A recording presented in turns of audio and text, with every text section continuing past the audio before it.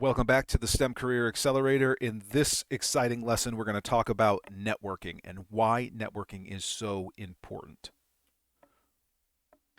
The job search process starts with setting our targets. We went over that in the last lesson. Then we talked about how to search for job openings. Now we want to talk about why you need to network first and apply later. The key here. The key is networking first and applying later. Why are you going to start your job search process by going to Google and saying STEM job near me and then starting to just apply to any role that seems like it may be a decent fit for you? Why is that the start strategy for you? Because it is the common approach. That's what most people do. It is okay to do that. I won't judge you, but it is an ineffective strategy. It is unlikely to yield you a job quickly, and it's definitely unlikely to find you a role that you really want. So before you just start going online and applying to any job that looks like it may work for you, think about how to approach networking. Okay. Now, you don't have to know the hiring manager.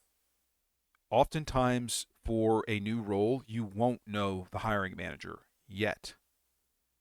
But what you do need to try to do is to find people in your network who know them, or you need to meet people who will know these hiring managers. So think in terms of actually the way that, like, for instance, LinkedIn is set up. LinkedIn's a powerful tool. We'll talk a bit about LinkedIn. LinkedIn is set up so that you have a first, second, and third person circle. Okay, and your first circle are people that you are so-called connected to in LinkedIn. Those are people that you've sent a connection request or approved a connection request from. The second circle in LinkedIn and the second circle that you want to be really thinking about are people who are connected to your connections, but you're not yet connected with. You're not yet acquainted with them. And the third circle are people who you are not connected with and who nobody you're currently connected with is connected with. Those are people that you definitely want to know because they are often the hiring managers. But what you can do is use the people that you already know to connect with people that they know in order to connect with people that know the third circle. All right. So it's about expanding out through these various circles of people. You do so what this is really about is it's about meeting hiring managers in a professional or a personal circle. When you meet or talk with anyone about the fact that you are looking for a job, now it's not really the best thing to do to say, hey buddy from college, hey pal, I know I haven't talked to you in 20 years, but I'm looking for a job, like this kind of job. Can you help me find this job? That's not really the way to be smooth about it. Um, but you still, in this conversation, as you approach people in your network and meet new people in your network, you need to advocate for yourself. Don't be scared to eventually get to those key points and your desires. And you do need to mention these things. You need to know what job you're looking for, right? So you got to figure that out by setting those targets and getting specific and using the SMART goal setting system to really get the details sorted out for yourself. And then you need to know why your future employer actually wants you in that job. You don't need to focus on why your future employer needs to fill that role or why they have that job open. I mean, of course, you need to know that. But really, what you want to get to is you want to know why your future employer wants you specifically in that job. And you need to envision yourself in that job in order to do that. And we'll talk about a technique for that. So, the hiring manager has two essential motivations when they are putting it out there that, hey, I'm a hiring manager for this role. My team needs this role filled, And so I have basically two ways that I'm going to approach this. Typically, they choose one of these two ways. They don't often use both ways. So the hiring manager is going to cast a wide net to get a large pool of talent. This is the technique that is commonly used online. So they go to Indeed or Monster and they advertise a job, or they go to Google and they advertise a job, or they go to their corporate website and they advertise a job. That is going to cast a wide net. Anyone can apply to those jobs. Anyone with a computer and a login can apply to those jobs. Doesn't mean that they're going to get qualified for it. Doesn't mean that the automatic tracking system used by HR isn't going to quickly kick that application to the curb. But it just means that the hiring manager is willing to go through a lot of different applications from a wide pool of talent or people who have no talent related to the job. And that's how they're going to try to fill this role. And if the hiring manager is using this strategy, the way that this affects the way you approach your job search strategy is that this wide net strategy relies on your resume and your application being perfect or close to perfect. On the other hand, some hiring managers look to hire in their network to reduce the workload. Now, remember, they're not necessarily looking to hire someone they already know, but they want to rely on people that they already are acquainted with, people they're friends with, people they've worked with, clients that they know, because there's more reliability in working through those circles to find the type of associated professional that you want to be working with. It's a way to ensure a higher quality of candidate pool for the job, and it's a way to fill that role more quickly because you are not going through a frankly a bunch of junk, because there's a lot of junk applications. These large corporations will receive hundreds or thousands of applications for some jobs, especially if they're open for many weeks at a time. So the hiring managers that are hiring in network, they are going to rely on one-on-one connections. And if they're relying on one-on-one connections, what that means for you is it's about your active efforts to network. Are you actually getting out there and meeting people? Now, you don't need to fall into the exact picture that I'm painting for here, where you're at a conference and you're glad handing and you're saying hello to people and you're exchanging your physical business card, you're telling them about yourself, you're going to get a drink, you're going to get a meal. It's not necessarily those sorts of interactions. You can go to online networking events. You can connect with people through LinkedIn and build a relationship online that way until eventually maybe you have a Zoom call with them or something like that, right? But still, it relies on you making that effort. So you can either be the one sending cold applications out to a hiring manager looking to cast this wide net, and in that scenario, your resume needs to be great, your application needs to be close to perfect. In the other scenario, it's going to be more about the amount of effort and that you put in to building up your network and making these personal, professional connections. There is something called the network gap, and the CEO of LinkedIn, Jeff Weiner, described the network gap as this. He says that the network gap is essentially the advantage that some people have based on who is in their network. So if you're not in the network, then you are within a gap. You are not associated with them. So there is a gap between you and the hiring manager. Some of this comes down to social inequity, where maybe because of where you grew up, or because of where you currently live, or because you where you went to school, or because of where you previously worked, you are being excluded in some way, perhaps discriminated against. And the network gap is also about having a connection at an employer, uh, being the reason that you can get the job. What LinkedIn's research shows is that if you have a connection at your future employer, you are 6 times as likely to get the job. 6 times as likely to get the job.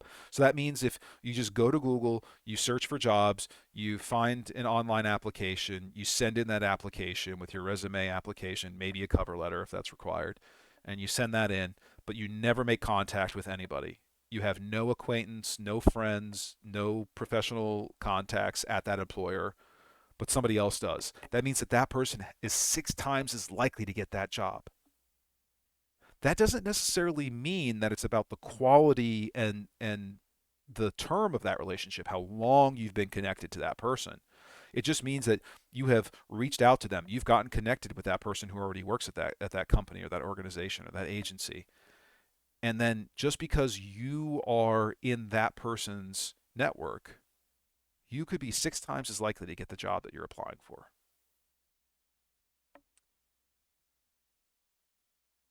Lou Adler did this pretty cool, somewhat anecdotal, but I think still semi statistical questionnaire where he had at the time that this was published in 2016 2017, that basically it had like 3,000 people respond to the questionnaire, and this is people from a wide range of backgrounds, um, and people who were mostly associated with LinkedIn.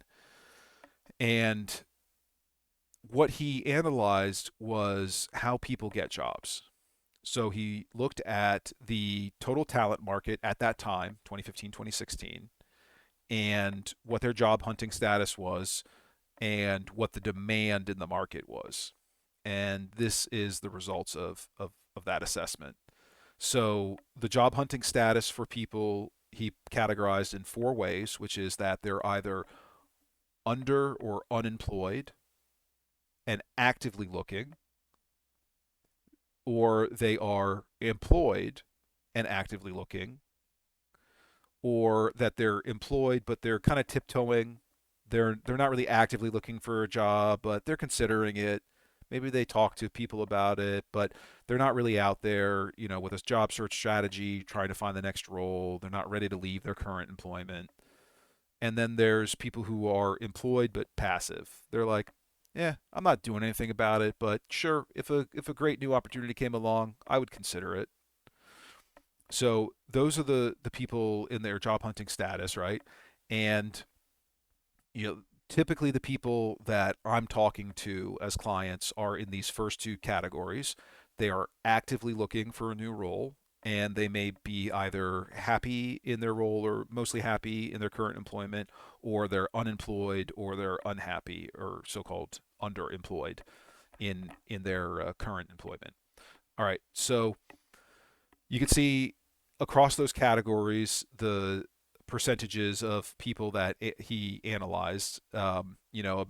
About 5 to 20% of all of the people, the 3,000 or so people that he got questionnaires from, they were actively looking for a job.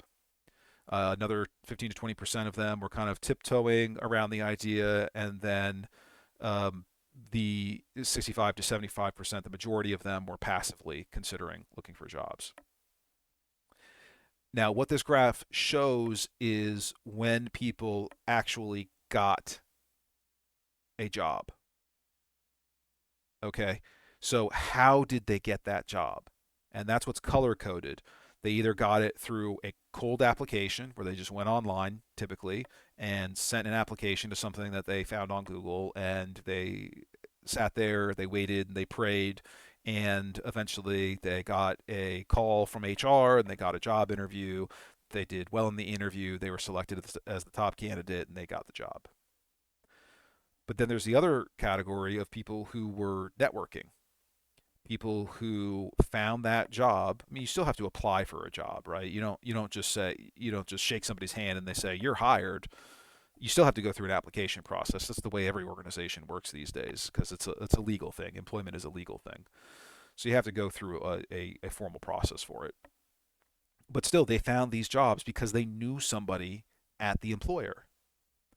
And then there's the internal move where you were already in the organization, in the company, and you moved internally. Or there's some other means that you had to get that job, some other means. Now you can see that.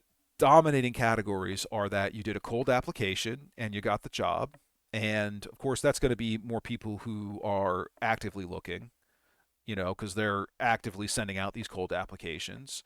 And then there's people who are also actively networking and actively looking for a job, and they're the other dominant category. But what's really important here is to look at the first two sections of this graph, at the active people actively looking for jobs. And notice that even though it's only slightly more people that found the job through networking, that it's more than 40% of them found the job by networking.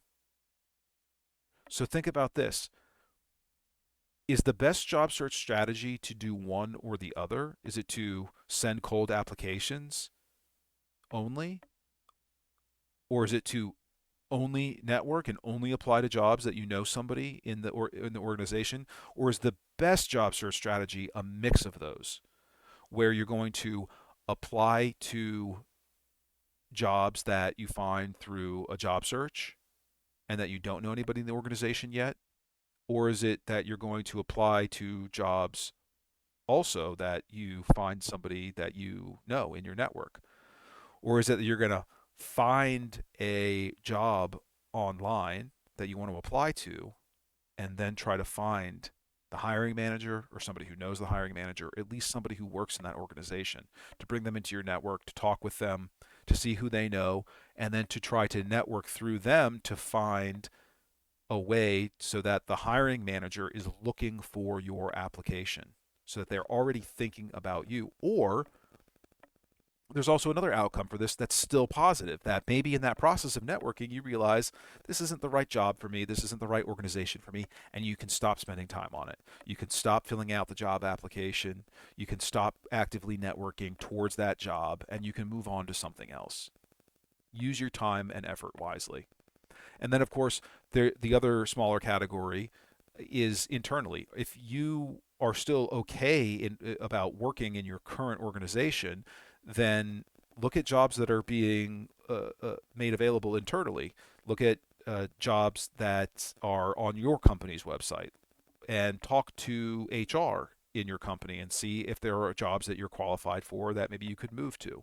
And maybe you could get a salary bump, or you could get new benefits, or you could be under a new manager, whatever it is that you need. But the key here is that networking forms a dominant component of everybody who is looking for a job and everybody who lands a job. It is the number one way to find a job quickly and find a good job that you like. Your network needs to be strong and it needs to be diverse. So I want to know what really matters. What do you think is most important here? A, is it the diversity of your network? Or is it the size of your network? Or is it the quality of your connections? Or is it how active you are in your network? Or is it all of these? Is one of these the most important thing? Or are all of them equally important? What do you think? I'd say that it's all of them. All of these are equally important.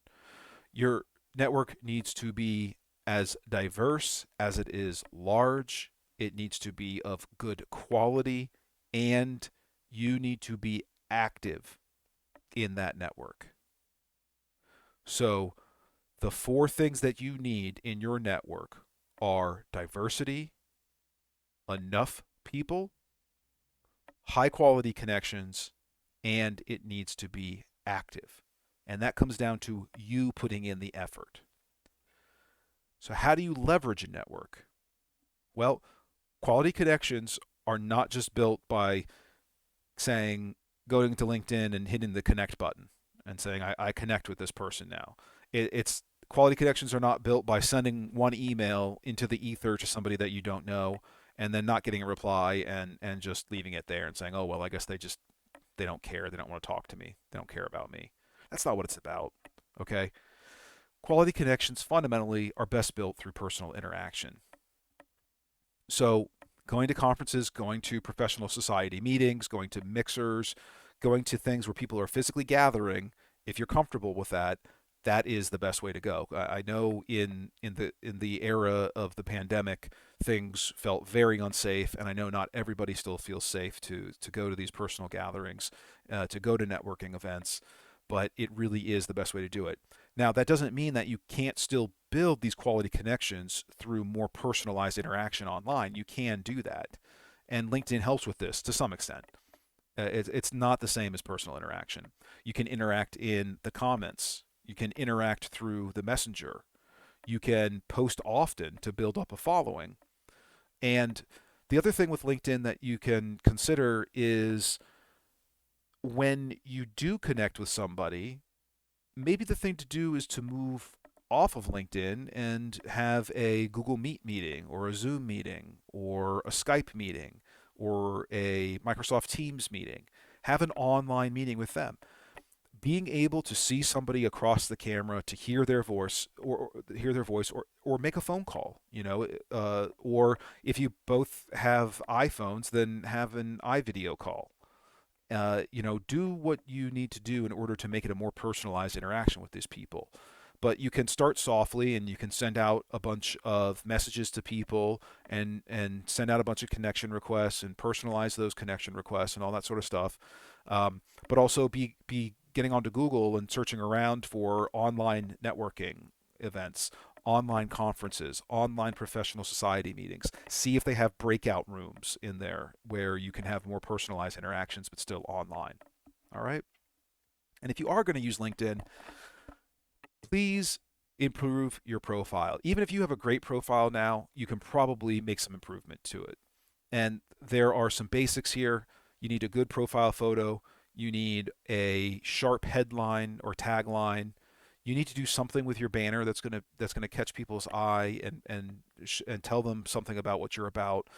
You need your about section to be concise but convey what you need to convey. If it's paragraphs on paragraphs, if it's your whole life story, it's probably not gonna hit with a lot of people. Your work experience section needs to, while you're searching for a job, needs to have a little bit more detail than it. Right now, like when I'm not looking for a job, I don't have much detail at all in my work experience section because people aren't really curious. It detracts from the other parts of my profile that I want them focusing on. And so they'll just see the employment period and who the employer was and what my job title was. But when you're actively looking, your work experience section needs to have a little bit more detail to it. And your content is your posts.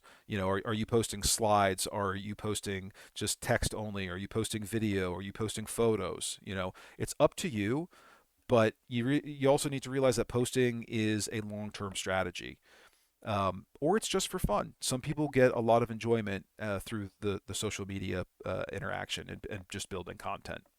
But remember, the internet never forgets, so you must be cautious in what you post. Don't let something come back around to bite you in the end. Okay.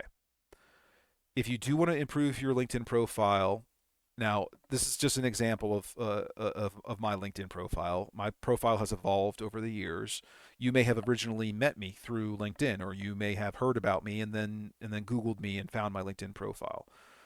So perhaps you've seen this already. Um, but my profile did not look like this in the beginning. Unfortunately I didn't save a screenshot of my old profile, but it really isn't remarkable.